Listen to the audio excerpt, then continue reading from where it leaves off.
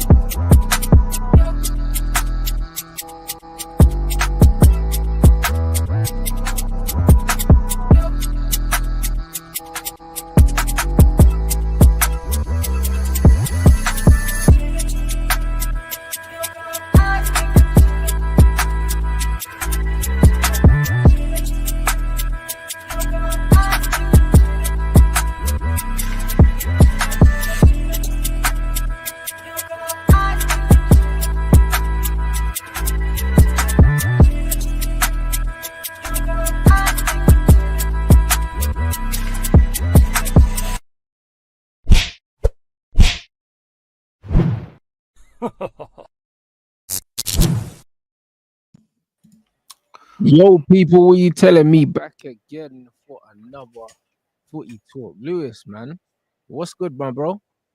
Yo, big up, man. Big up. Yeah,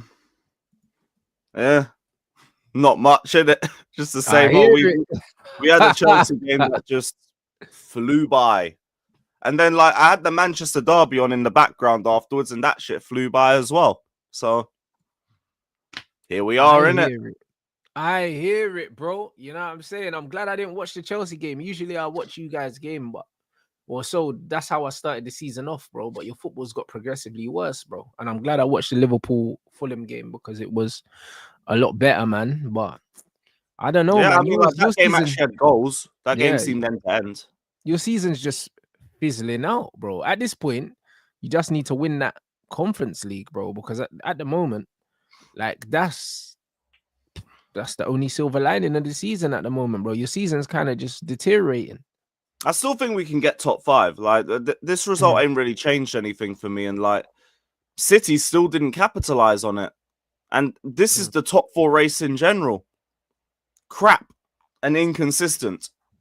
So like this is the thing that gives me a bit of stability in spite of all of it. Now I'm not happy with the way that we played against Brentford. I'm not happy with the fact that we left with a draw because these guys have one home win all year. And I think we gave them their first home clean sheet of the year or maybe even the season. I'm not too sure what the stat is with that one. But well, the top four race is inconsistent as hell. I just have to focus on my team and try and get us winning see if we can win every remaining game possible. We've got Ipswich coming up. Should be a guaranteed W. It's probably the last of our guaranteed wins. Then we go away to Fulham, which we usually do well at, but this is a really good Fulham side, so it could go either way. Then it's Everton at home, which I think should still be a victory for us. Then we gotta pray. Fuck pray for Madrid. It's pray for Chelsea, bro, because those 4 games we have coming up is a little bit techie. I hear it, bro. Everyone else around us, I expect to drop points as well. Everyone acts like it's just Chelsea that's going to drop points and everybody else around us is going to win every remaining game for the rest of the campaign. No. Newcastle aren't consistent. Villa aren't consistent, especially coming out of UCL nights. I hope they beat PSG and make it through to the semi. City aren't consistent. They don't have Haaland and they're not even playing good football. It's only Forest. If anything, they show like a bit of consistency and they have the best running out of everybody else. And we have them last game of the season. Just praying to God that by the time we play them, that they've already got top 4 wrapped up. Because if they do, maybe we get them on the beach. Maybe we have a bit more chance going into that game. But nothing's really said and done right now. Nothing is. And like Jackson and Palmer are still slowly getting themselves up to full fitness. That's why they didn't start the game. Everybody was annoyed about it, but it's like, what, should we have started them and taken them off after 60 minutes when we're still chasing a goal? Because let's call it what it is. They came on in the second half. They had chances and they put all of them wide. Why am I meant to believe they don't start and do the exact same thing? And then when Maresca has to take them off because they can't play 2 90-minute games in 3 days, you know what everybody's saying? Maresca's subs were garbage. Maresca's game management was garbage. What the hell is he thinking taking off our 2 highest goal scorers when we're chasing a goal at Brentford? Yeah. Had to be done. Sadly, it had to be done. This is why we probably shouldn't have been the only team that played on Thursday, but here we are. I'm not going to sit here and moan about the fixture scheduling and everything like that. It just is what it is, and that's a consequence of it. And what do you think that? But how much do you think that actually affected your performance, though? I mean, we were a lot better when they both came on for about a good 15, 20 minutes. We actually had a good flurry of chances. That's about it. That was about it. Like, the first half, we were decent, but once we got to the final third, there was nothing. And Kunku, again, lazy, plays like he's fat. I don't know why he's still playing for us, but here we are. Sancho, I need the decision-making to get better. It's not an ability thing with him. It's just you're taking too long to make a decision. You're allowing the defenders to get back into shape. And as soon as you make that decision, they've already read what you're going to do. It's incredibly frustrating. Both of them were a big problem coming out of that game. Noni as well never really got into it, bar like a string of 1-2s.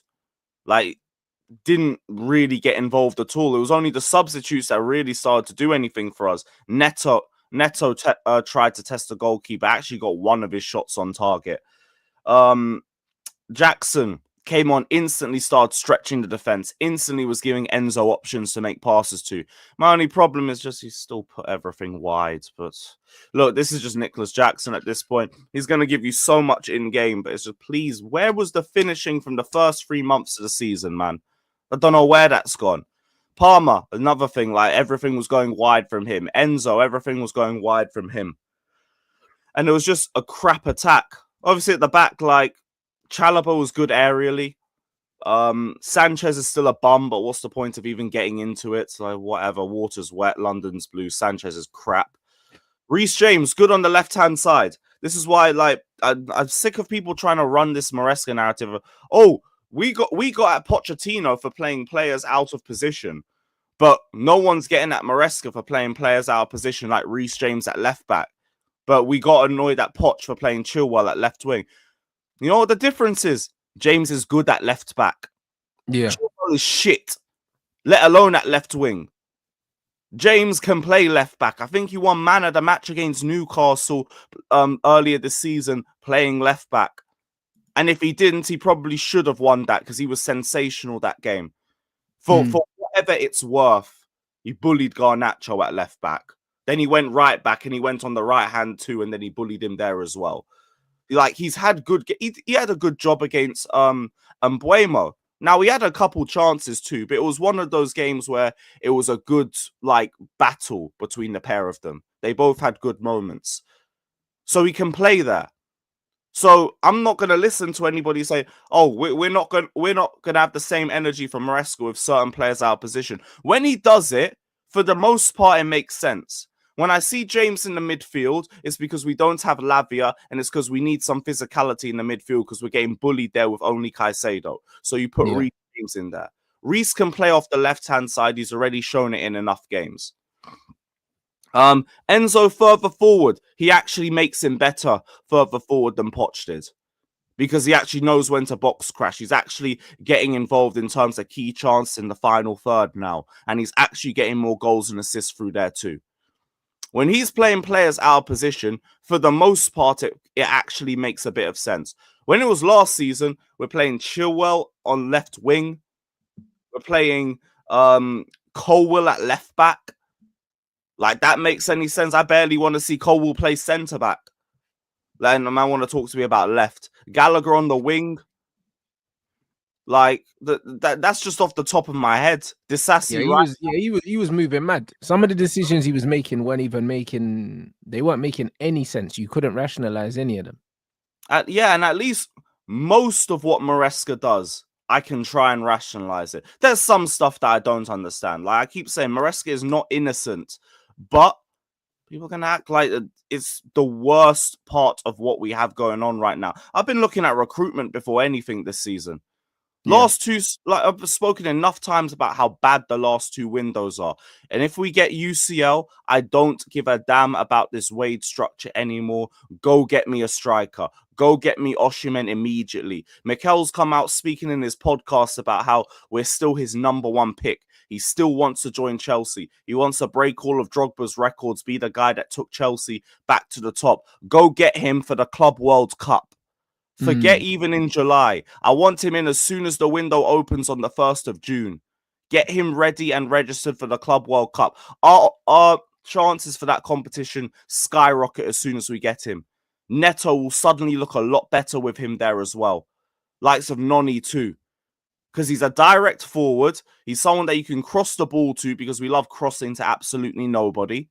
And he's someone that, simply put, scores. His goals to minutes in Turkey, in Italy are all good.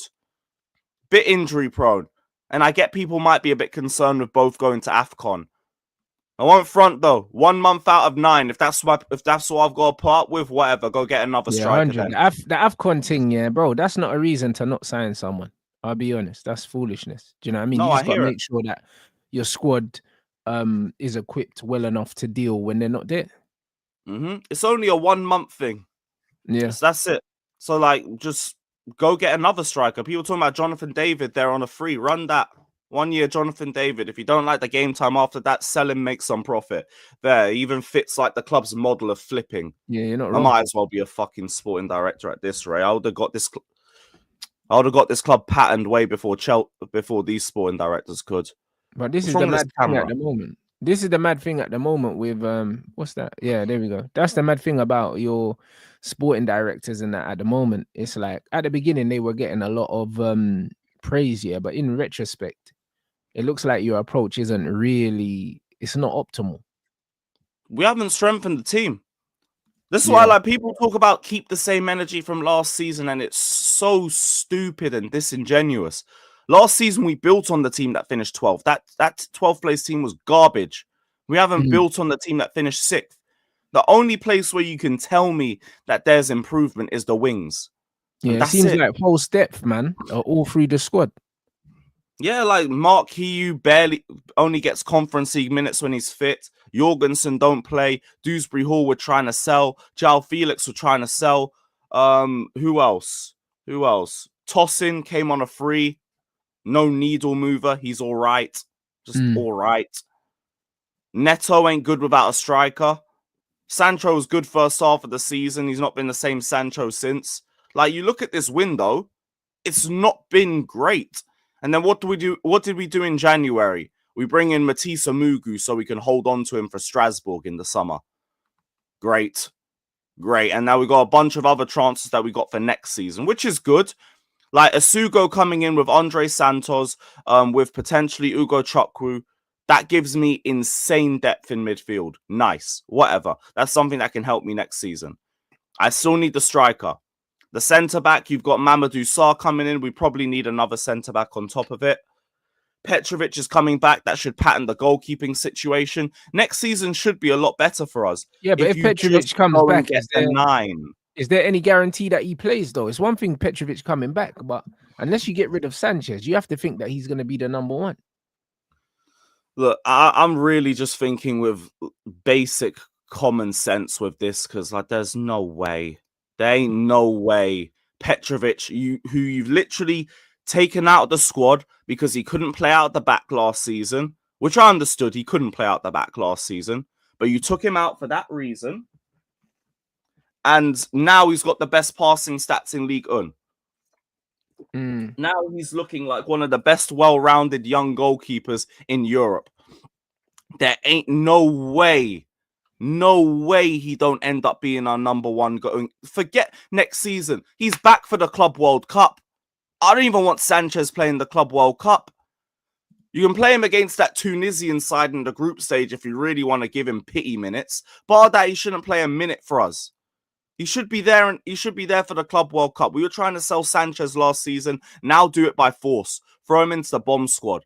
If we don't get top four, if there's one individual player that I'm looking at, it would be him. It should be Petrovic and Jorgensen going into next season, and then cool. Like that's two goalkeepers I can back. And that should be them going into the Club World Cup. What's his name? Mike Penders, you loan him out. Robert Sanchez, I don't care what you do with him. I don't care if he never plays for another minute for us again and he just trains by himself. I don't care. But he should never put on a Chelsea shirt again when this season ends. He shouldn't even put it on Thursday. But I'm resigned to him still playing for us until the end of the Premier League campaign. Fine. If you don't get top four because of it, it's all your fault. It's all you man's fault. But I don't want him playing next season. There's no way this guy can be starting. He is arguably the worst goalkeeper in the league. Most errors leading to shots, Robert Sanchez, top of the league. Most errors leading to goals, Robert Sanchez, top of the league. No way. No way this guy starts next season. These data analysts are going to tell me he's starting again. Cool. But that's football now. It's just numbers. It's just data analysts, bro. It's what do they call? What they call it? Moneyball or something that these men do. They man are looking at stats and bringing in players because of this percentile and that percentile and all this bollocks, bro. Do you know what I'm saying? Like, I don't even know why scouting's even a thing now. Why do we need scouts if people don't watch players anymore? Like, why do we need scouts? Surely scouts are obsolete now because nobody's going to watch players no more. So, like, what are we doing?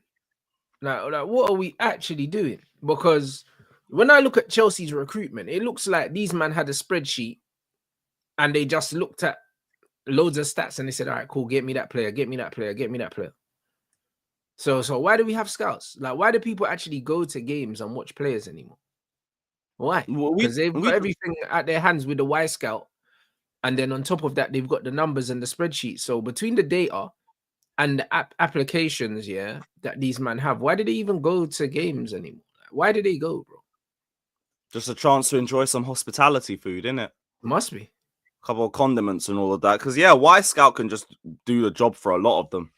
Yeah. Makes it easy. Maybe that is their job. Search through Y Scout and find your best players that we could look for.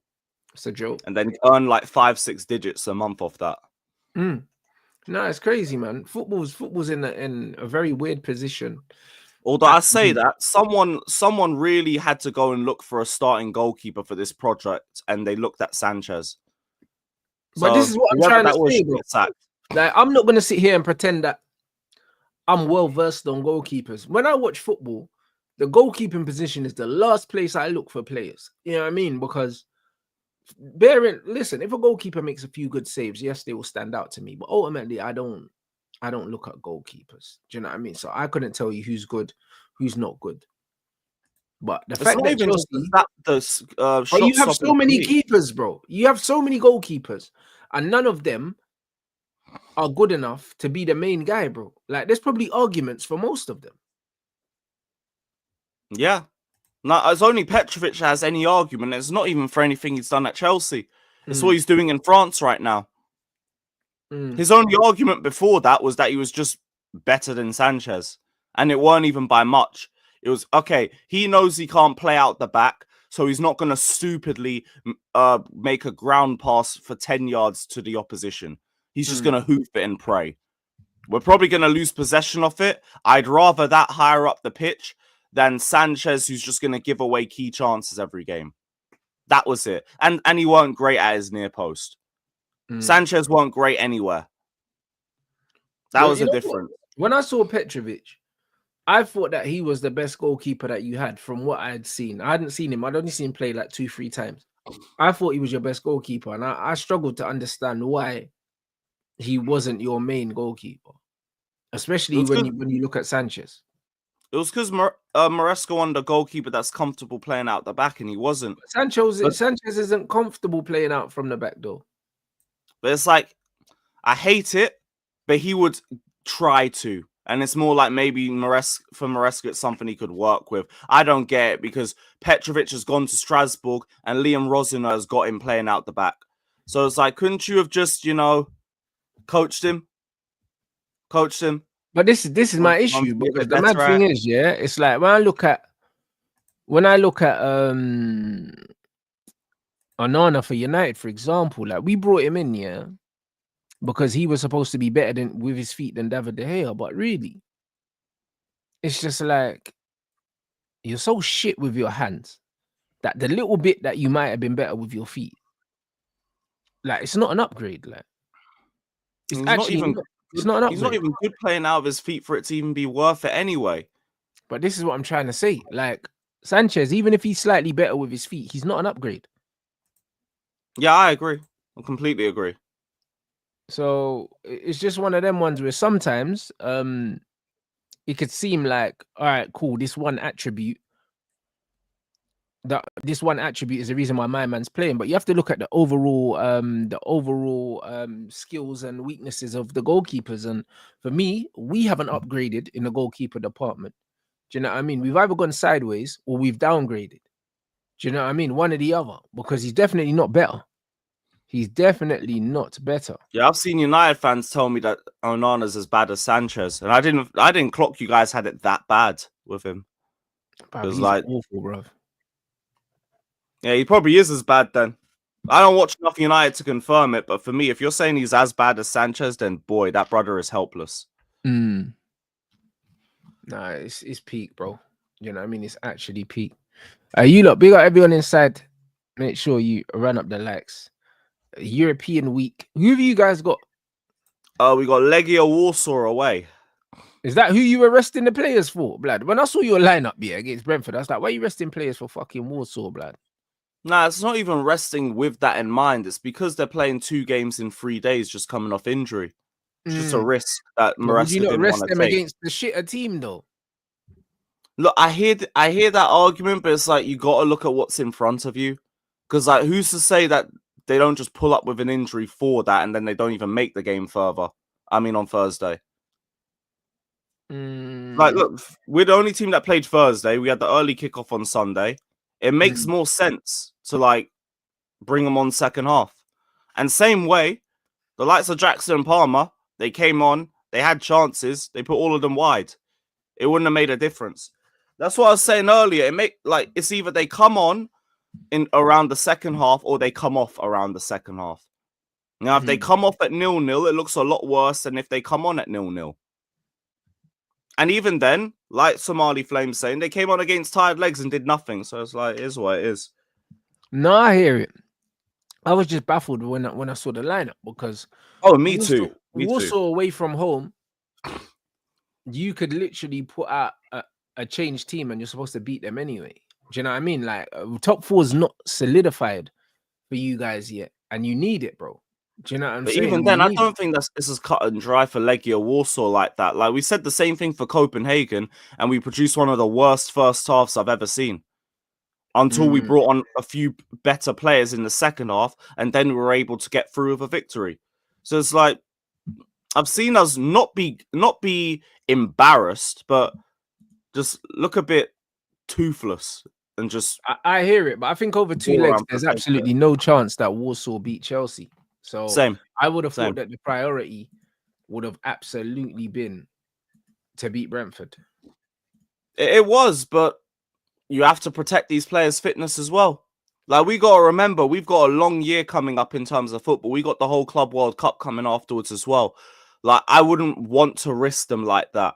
I would have loved to see both of them start, but we had to be the one team that played Thursday. If we played Tuesday, for example, they're both starting. They're both starting. They probably get 70 minutes. Okay.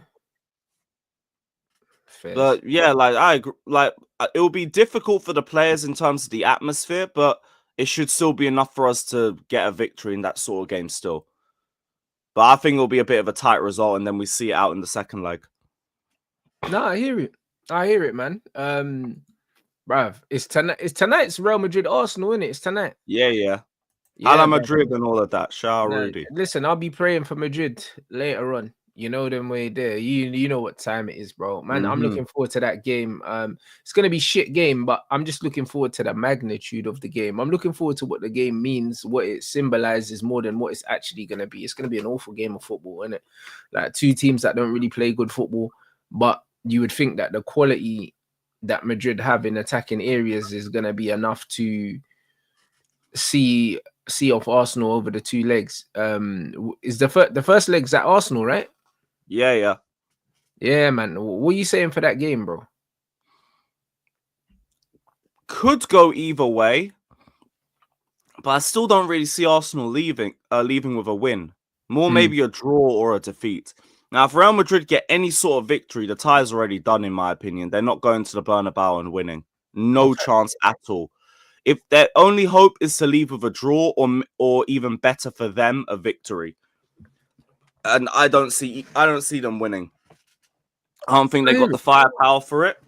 They're not as good at set pieces anymore. So I don't really see it. I don't see them winning this game. If they draw, they have like a little semblance of hope. And I don't think that they're going to capitalize on that anyway. But I think this tie is just a matter of when, not if. When are Arsenal getting knocked out? Is it going to be this game? Is it going to be at the Bernabeu? It's going to be at one of them. And they're not going to make it through. This is where they're gone. I hear it. That man highlighted no Gabriel. It's going to be interesting to see how they set up as well. I think the way they set up tactically, I think it's going to be pretty clear that they're going to be very resolute. One thing about Arteta is he can set up teams to not concede, innit? He does that very well. We've seen him do it against Manchester City. Obviously, Man City don't have the individuals that Real Madrid have, especially when it comes to being able to break lines with the ball at their feet, like Vinicius can, Rodrigo can, and Mbappe can, innit? So it'll be interesting to see. City's qualities tend to be more with players that are more give and go players and stuff like that, whereas Real Madrid, they've got individuals that can pick up the ball and just do things, innit? So I don't know. It's going to be very interesting, man. I think that it's going to be an uninspiring game, but I think over the two legs, I think we might see a decent contest, but I don't see a way where Arsenal can get past it. Yeah, neither do I. It'll be nice to see how it happens and also the fallout afterwards. You know, any Arsenal defeat leads to a brilliant night on YouTube and all of that. But yeah, I don't see them winning. If they were to win, though, it would be hilarious to see how gassed they all get. Because that's when they'll probably stop believing about the UCL. Yeah, no, 100%, bro. A part of me does want to see them win, over the two legs, so they can lose closer to the final. However, it's like, bro, I can't even take the chance of them actually winning and getting some confidence. you know what I mean? It's just not worth it, bro. Because the man have to hear more shit. Yeah, even if it's only for a couple more weeks, man have to hear the rubbish. But I don't want to hear no more, bro. Don't want to hear no more, bro. Just dead off their season, bro. Man, just trying to see their season just deaded, bro. So you know what I mean? Like the sooner we can get this over with, the better. So I can enjoy what's left of my season because there's nothing to enjoy right now. Like this is honestly, this is in all the time I've been on this planet. This season is the least I've enjoyed watching Premier League football, like as a whole, and not just because of my club. This Premier League season has been so bad. Do you know what I mean? That like it's got me genuinely like contemplating whether I'm watching it next season, bro. I might just watch my team and that's it, bro. Like that's the way I'm feeling right now because all the games are bad, bro. Like honestly, like I don't know what's going on. Like football is so bad in the Premier League right now. It's so bad. Yeah, I agree.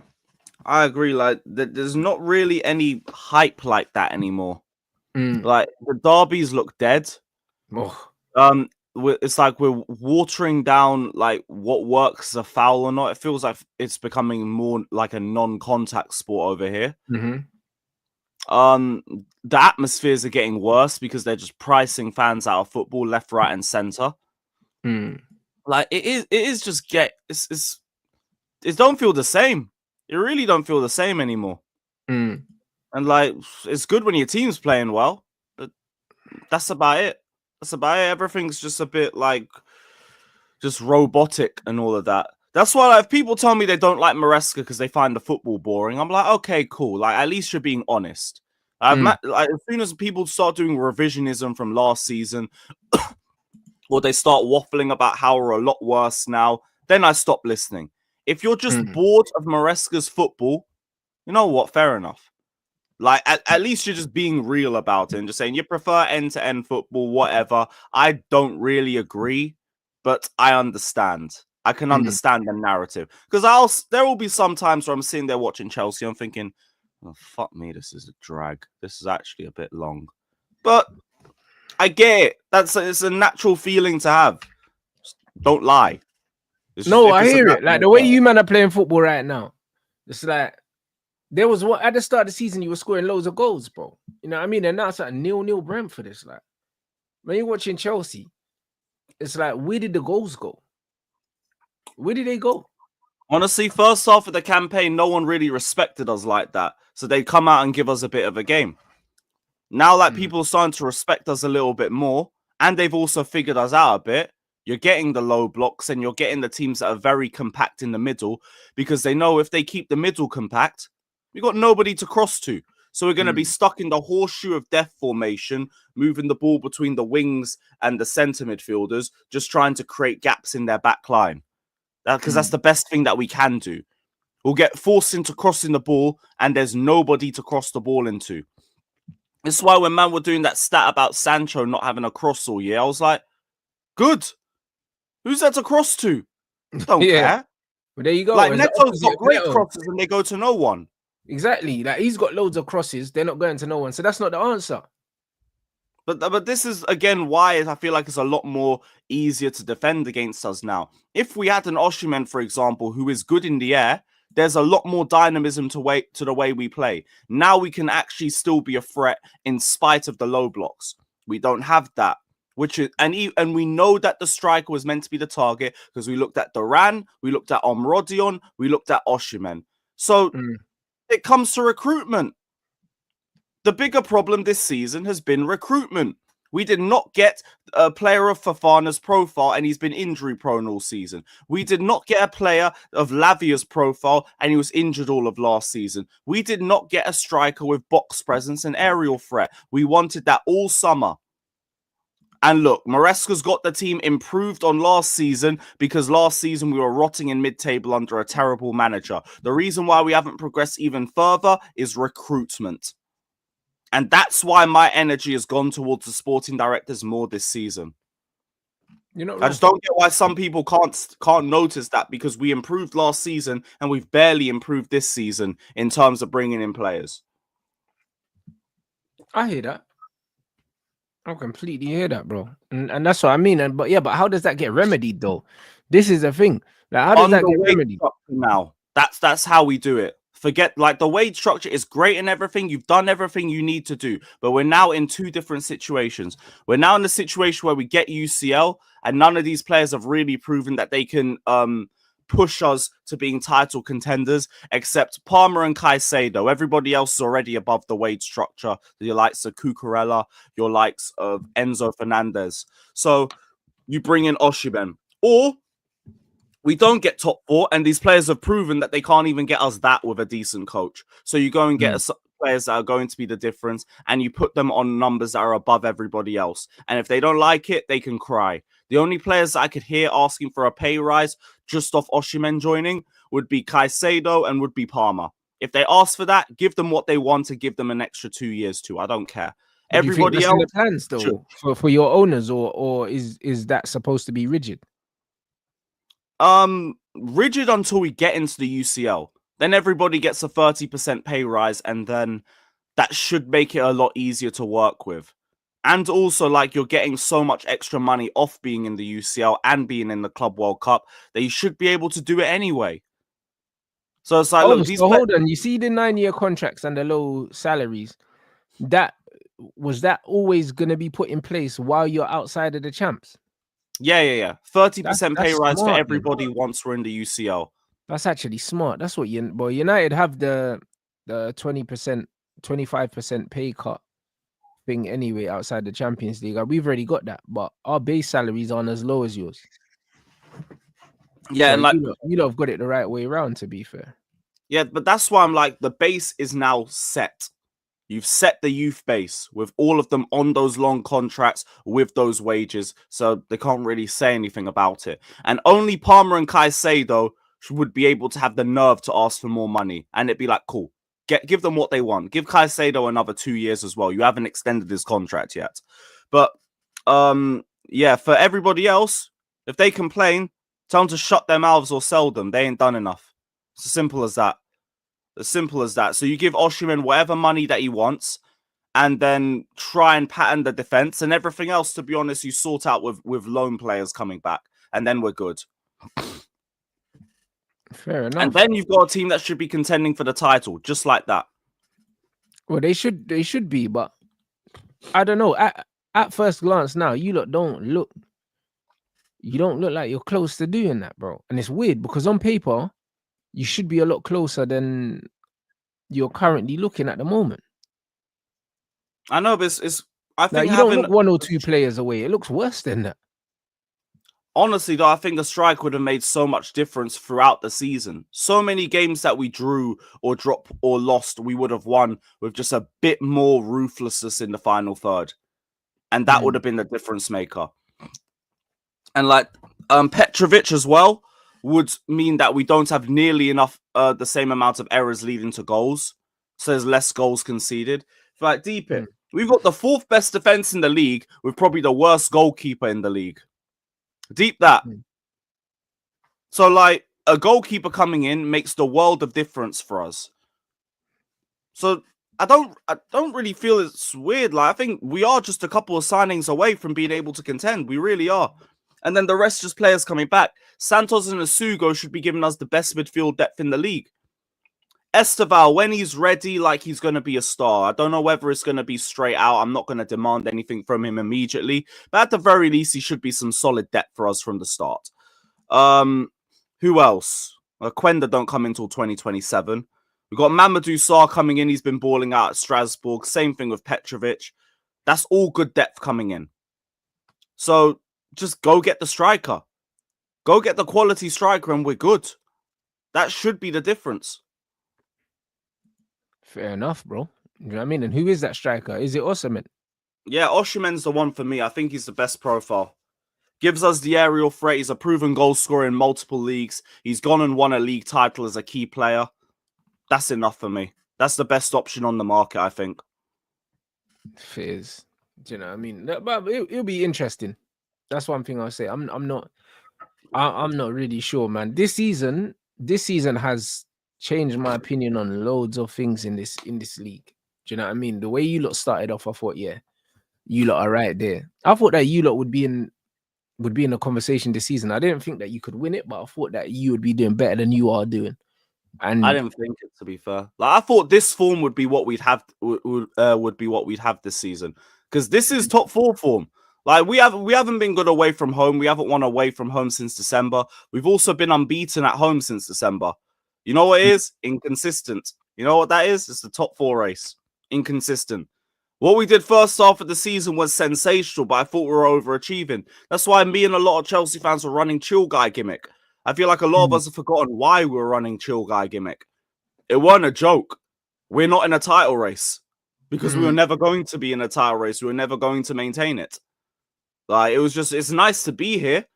It's nice to be here, but I don't know for how long. And now we've just reverted back to the level that I've kind of expected us to play at. And it doesn't mean like dropping points is acceptable. It never is. You still got to look at the reasons why and everything. But I expected it to be a rocky season. Just better than last. hold on, with Felix, Sanchez, and Neto coming in one window, and you didn't think that you could do anything, bro? On paper, that window was looking insane, bro.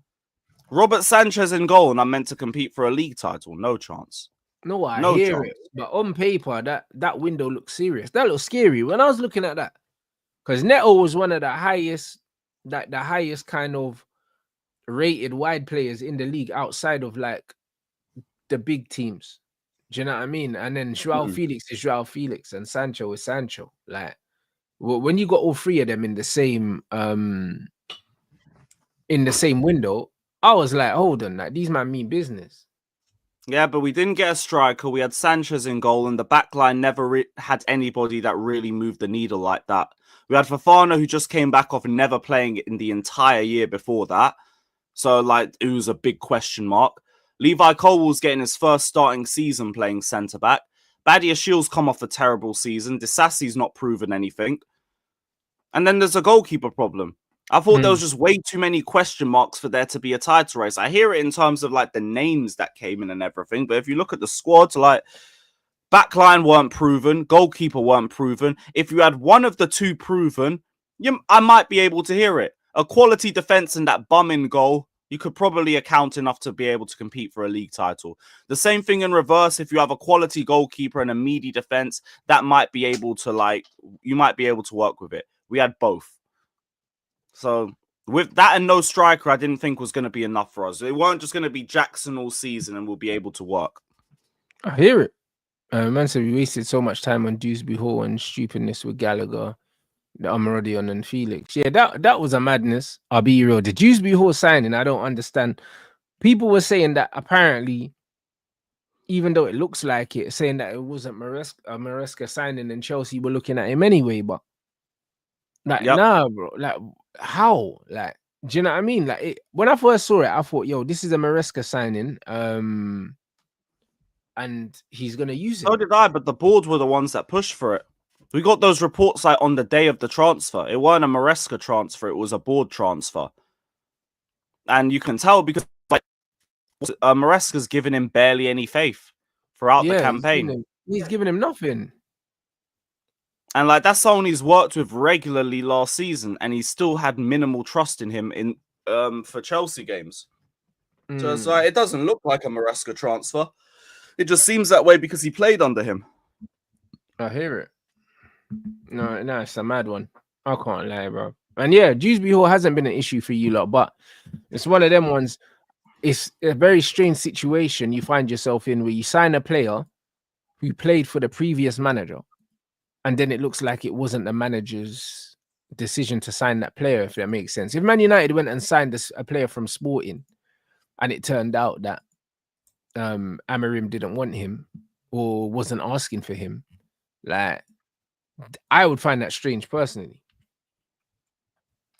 Same, really, but honestly, my whole energy through the last window was just, we'll see how this works. We'll see how this works. This Dewsbury Hall, okay, we'll see if he's got anything from Ruz. Kellyman, we'll see how it goes. I always said I was judging the owners and the sporting directors based off how the season went, and I've just lost more and more faith in them by the season. But like a lot of them, I didn't understand immediately, except Felix, Sancho, Neto. Those are the only ones that I got. And even Felix, it was like I got it, but it was like you've just shown me that you're a bit clueless in terms of what you want. You were trying to go get a box striker in on Rodion, which you've said all summer that we've needed, and we've all agreed with you on. And then how'd you he's settle on João failed Felix, the bro? medical, and then decided to go for João Felix. So you just shown me that what matters more is getting Gallagher off the books. And then, yeah, but then also Omarodion ended up signing for someone else anyway. So how come he failed Chelsea medical, but then he didn't fail the Porto medical? Don't know. And like honestly, they've been lying to us for a lot of this season anyway. Yeah, so maybe he didn't fail the medical. Yeah, I could hear that. Maybe it was more like the image rights thing, because the story was the story was that he failed the medical, and then because of that, we asked for a higher percentage of his image rights, and he rejected that, and the transfer fell through. Maybe it was just the image rights. That it sounds more like that, because nothing else would have made sense. More sense other than that, bruv. I'll be honest, because it kind of smells. It kind of smells. And considering what he's doing, even though he's not a player that I was really rating, like, bro, like, he would have helped you for sure, because he just gives you a different he gives you a different kind of dynamic in the box, innit? Like, as much as I think he's extremely chaotic outside the box, in the box, he's shown that he's a threat, innit, whether you like him or not. There's another source that's been saying like there was some agent thing that might have played a part too, so it's probably a combination of both of that. Yeah, I think it was more to do with that than anything else. Yeah, like the more I think about it, I don't get it anyway. I really don't. A man failed the medical and then signed for another club like a week or two later. That don't make no sense. No, exactly. And then we're starting to get heavily linked with Liam Delap now, a player that you lot were linked with, and them links have started to kind of die down a little bit for you guys. And oh no, because we were linked with Osimhen heavy, and then that's died down after you lot were linked with him first, and now it's the Delap thing. The chances are, like, between the two of them guys, yeah, I believe both of those strikers between our two clubs, one they end up at United or Chelsea, both of them. I think genuinely them two players will end up at United or Chelsea respectively, when you actually look at it. Like, and you think that Osimhen is more likely than Delap, even though they're saying that your guys like Delap a lot. Oh no! I think Osimhen wants Chelsea more. In terms of like, you think you could still end up with Delap anyways? Maybe, especially if we don't get UCL, because I could still see these man penny pinching and not trying to break the wage structure and everything, and being very rigid with that, which would just keep Osimhen away from the club. If we were to get UCL, I think they'd be more inclined to break it for him. I think they'd be more inclined to, and Delap I could see going to you guys, just because I think he came from the City Academy, so like I assume he's comfortable in Manchester and all of that. I don't know if he was born in Manchester, but yeah, he's from around it. He's from around it. Yeah, it makes sense. It makes sense. Man, like Rory Bland, you know what I mean? Rory's youth Bland. I said Winchester. Is Winchester near Manchester? No, I have no idea, but his dad played for Stoke, innit? And Stoke ain't that far. So I'm assuming that he's... No, he's born in Southwest. He's born near Southampton. Really? What? Yeah. Yeah, he was born in Winchester. Where the fuck was his dad playing then? Yeah, God knows. Maybe I don't know. Man was born in Winchester. Some people saying he's from Derby. Like, bro, to be fair, it doesn't matter where he's born. It matters where he was raised, innit? Like, so it just depends. It depends. I can't find that far. I just wikied it. Yeah, his dad played for Southampton, so that's why they would be down that way. So he was probably born when his dad was at Southampton. But he might have grown up in the Midlands or up north or something like that, because he was at the City Academy. So he would have had a good couple years living up there anyway. So he probably would be comfortable living in London, Manchester. In Manchester, yeah, 100%, bro. I just think that Jason Wilcox is very specific on the kind of players he likes, man. Like, so I think that could happen, bro. I think that could happen. And also there's rumors that the manager likes him for like like a similar profile to Gyökeres in it for the system, and he kind of, you know what, Delap's touch and link up plays better anyway than the Gyökeres thing, bro. I prefer Delap. I like Delap a lot. At Manchester United, the problem with this football club is though, because he's a young player. When you go to Manchester United as a young player, especially as a striker, them man have got this 20 goals thing. Do you know what I'm saying? Like immediately. And that, bro, I don't even think Osimhen gets 20 goals for Man United the way Man United are playing. But it's one of them things where he won't be judged on his footballing ability. I think he'll just be judged on goals, innit? And I genuinely don't think, that any striker comes into this team and scores goals straight away, bro, because United don't play good enough football for our strikers to score goals. It doesn't matter who the striker is. I don't think there's a striker in world football that you could put in this Manchester United team and they're going to score goals straight away. Like, and when I say goals, I mean a lot of goals. I can't see it, bro. Our football's not good enough. I hear it, because that chance creation's been a big problem for you. Final third play in general has been a big issue for you. Exactly. So you probably would need a bit more with Osimhen too. But this is the thing, bro. And I know when people are saying, yeah, but you need players that can make their, like, create their own chances, bro. Them players don't really exist. Do you know what I'm saying? Players that can create their own chances stopped existing a long time in football, bro. Like, most of these modern players are very heavily reliant on service, bro. Heavily reliant on it. And someone even like a Osimhen and that. Yeah, people show you the odd time when he gets the ball out of his feet and lashes the ball from like 20 yards. But Osimhen is a box player who can run the channels, bro. And his touch is shaky, bro. Do you know what I'm saying? Like, there's a lot of things about Osimhen I particularly don't like. But if he ended up at Manchester United, I know that it's still an upgrade. It's still a massive upgrade on anything we have. So I have to take it. But I don't know. I don't think there's a striker in the game that comes to Manchester United. 1 second, I need to restart my camera. I don't think there's a striker in the game, that comes in, and does anything. Like, nothing scary. I don't think there's a player you can just put in this Man United team and he's just going to score bare goals. I don't think that player exists. I don't think Lewandowski would. Do you know what I mean? I don't think Harry Kane would.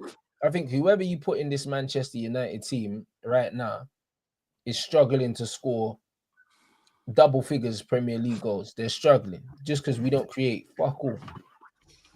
Yeah, that's, and it's a bit of a net negative for your strikers, because you could have a player like Xerxes who's good enough in terms of like building up play and like linking up with other players, and the players that he's linking up with aren't good because your best ones are injured. Yep. So it's like damned with one sort of striker and damned with another. But this is the thing. The whole clear out. You need the clear out. And also, you know what people need to realize at Man United? Bruno takes our fucking penalties. You know, like that. That's what you got to realize. Because if you look, if Bruno's getting 8 penalties a season, if you add that to our strikers' goal tally, their goal tally looks different. And that's what people need to understand as well. And this is why, like at Chelsea, you couldn't with us with Palmer. Yeah, but that's the thing. At Chelsea, you can't just judge Drogba on goals because Lampard was taking the penalties. Do you see what I'm saying? If Drogba was taking Lampard's penalties, that's giving him an extra. At least he's no longer getting them dead jokes about, oh, Jamie Vardy's got more league goals than him. Darren Bent's got more league goals than him. Yeah. It's only because he didn't take pens. I think if you took all of Lampard's pens and added them to Drogba's, suddenly that Drogba Henry debate don't look as crazy. Just like that. Suddenly it don't look as wild. No, I hear it. Do you know what I'm saying? Because right now the argument's like, oh, you're comparing Henry to someone who's barely got 100 Premier League goals. Yes. If he took penalties, he would have 100 Premier League goals. How many goals did he have? I think it's 104 or something like that. You could, like, Lampard's penalties, you could slap another 30, 40 on that. But that's what I'm trying to say. And suddenly, like, people are respecting him a million times more. I hear it. So, man said Osimhen scored bare penalties this season. No one mentions it. Exactly, because if you're a striker, people only look at your goals. They don't care how many are pens. And this is the point. So, at Manchester United, because Bruno takes the penalties, it doesn't matter who comes in. Ronaldo got the penalties off Bruno, but unless you're CR7, he's not giving you the penalties. So if he signed the lap, then Bruno's still the penalty taker. So realistically, yeah, in the league, yeah, if our striker's getting 1 in 2 in the Premier League, which is barely what, but I said, let's say 15 goals in the Premier, that's not an amazing number of goals. But if it's 15 open play goals in the Premier League, that's good. Now, 15 open play goals in the Premier is good, bro. Like, it is. Like, we're not living in the era now where strikers are scoring 25 league goals and like, not really. Not no more. 25, 30 league goals. Like, bro, we're not seeing that now. Do you know what I'm saying? Bro, if you're in the high teens, yeah, as a striker, you're gonna be up there. Yeah, like you've seen it. Like only Haaland seems to be getting good numbers, and even then, his numbers aren't. Well, they're not going to go up anymore because he's basically out for the rest of the season. But yeah, who are the top 3 scorers in the Prem now? It'd be Salah, Haaland, and someone else. Let me check. So, yeah, Salah, Haaland, Isak, 27, 21, 20. Exactly. So we got 21 and 20. So that's barely breaking the 20 mark. So Goalkeeper ain't even scored this year, and he's still 6. Who's on 21 and 20? Haaland, Salah 27, Haaland 21, Isak 20, Chris Woods 4th. But there you go. And I don't know if Isak takes penalties, but the other 2 do. Mo Salah takes pens, and so does Erling. I don't know if Chris Wood takes pens for Forest. I don't remember. I wouldn't think he does, but he might do. You know, that's what I'm trying to see. So, and I know what Salah's got 27, and probably 7 of them are pens. You know, at least. You know, like that. So that's Cole Palmer's 6th, and he would have taken a couple pens too. There you go. And Isak takes pens as well. That's what I mean. So, and Salah's got 9 pens out of 27. That means he's got 18 goals, blood. That's what I'm saying. High teens, yeah, goals from open play is an unbelievable return, bro. Unbelievable. Do you get what I'm saying? That's why I had time for Jackson, because he got 14 non-penalty goals on the Poch ball. There you go. Well, this season still got to get up a bit. I think he's still at 9. But this is it. Well, he fell off a cliff in December. So if you're a Man United player and you're getting 12 to 15 out open play Premier League goals because Bruno's taking the penalties, you've had a very good season. Like this, your striker should be getting 20-something goals a season. Put that in the bin, especially if the striker's not taking pens. Especially if they're not taking pens. Like 15 is decent. And that's what so man, try to get a Drogba for having only 2 seasons with 20+ goals.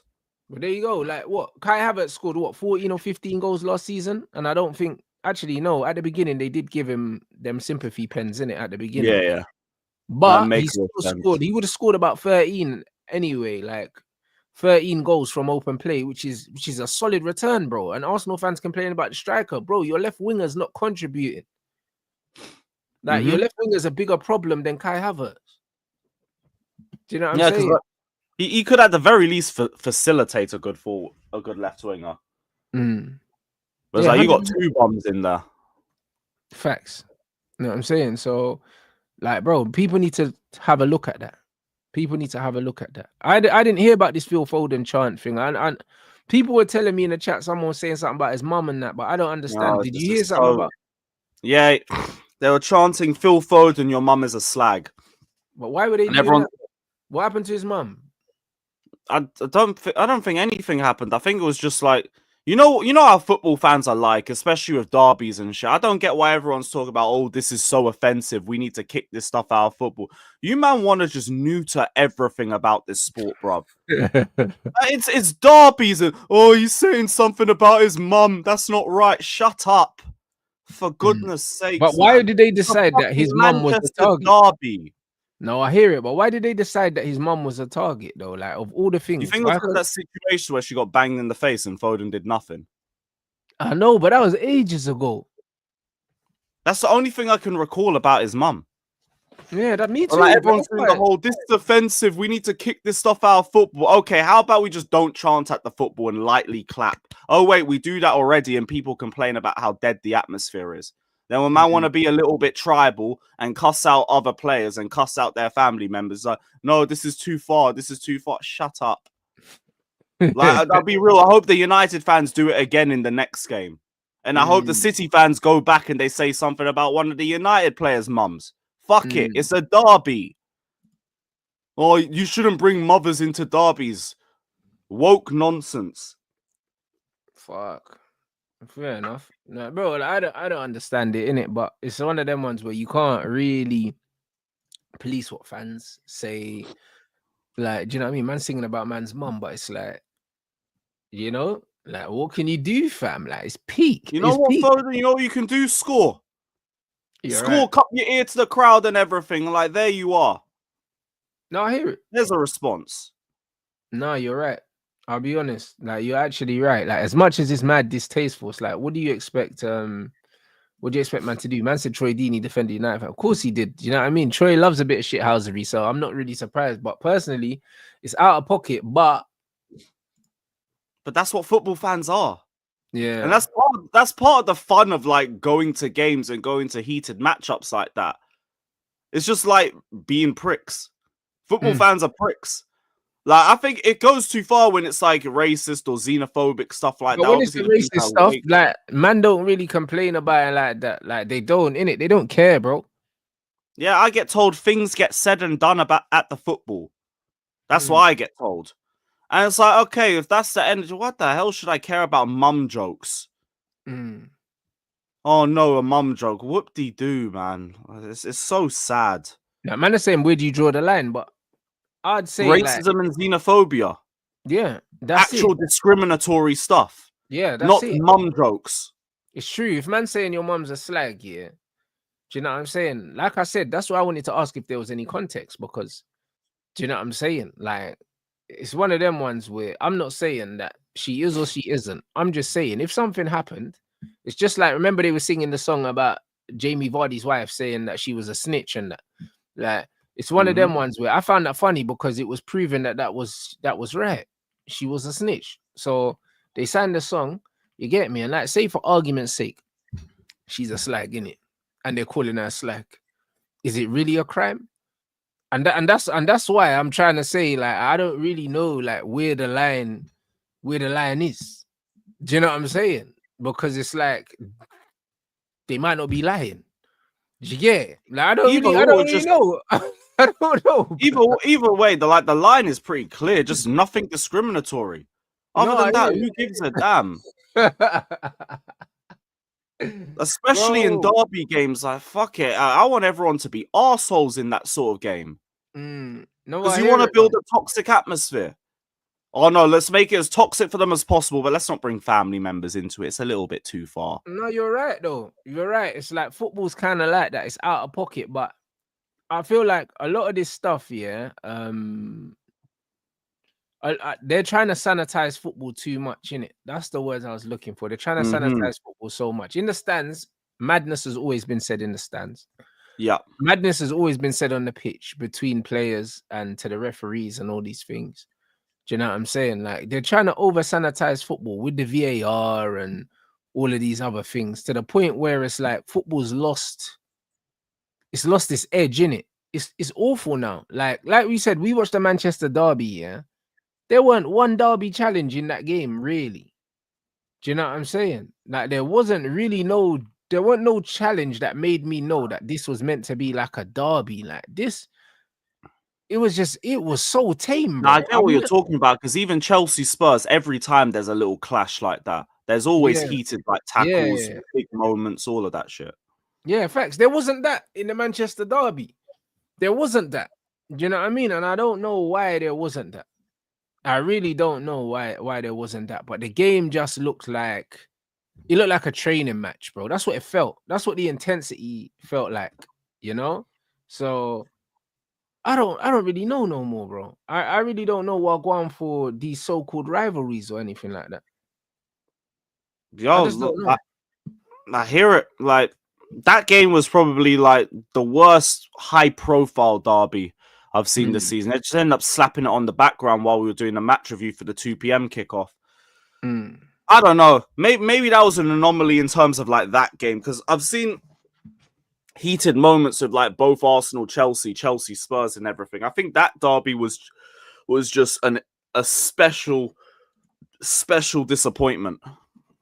Yeah, no, it was awful. Yeah, it was literally one of the worst things I've ever seen in my life. So I don't know, bruv. I don't really know, man. And like you said, it's just that derby. Maybe it's because we're shit, bruv. I don't know because the Chelsea Tottenham's still there. The Arsenal Tottenham's still there. Do you know what I mean? Even to be fair, even when Tottenham play West Ham, it's still a bit mad. Like I don't know, but that Manchester derby, I don't know, man. To me, that was the confirmation that I needed with my eyes that something's died, bro. Like something's died in football, bruv. Yeah, and I don't know how we're reviving it, but here we are. I hear it, man. You look, let's get these lights up, people. Yeah, I mean, we're only halfway to the target. Let's hit these 500 likes target. Gonna redirect to Rants and Gunner as well on Lee's channel, people. So make sure you drop a Rants raid in there.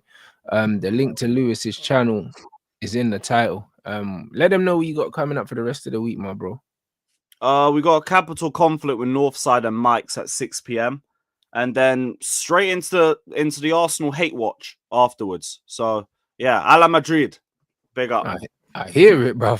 I hear it, bro. We'll all be there. Do you know what I mean? The hate watches are going to be ramped up today, bro. Over time, I'm telling you, the YouTube algorithm is going to get fried. Let's go, bro. Do you know what I'm saying? Anyone but Arsenal, blood. ABA, blood. So yeah, big up everyone inside. Trust me, big up everyone inside. Make sure you subscribe to Lewis's channel if you haven't already. Smash the likes. And yeah, I'll see you over on Gunner's channel.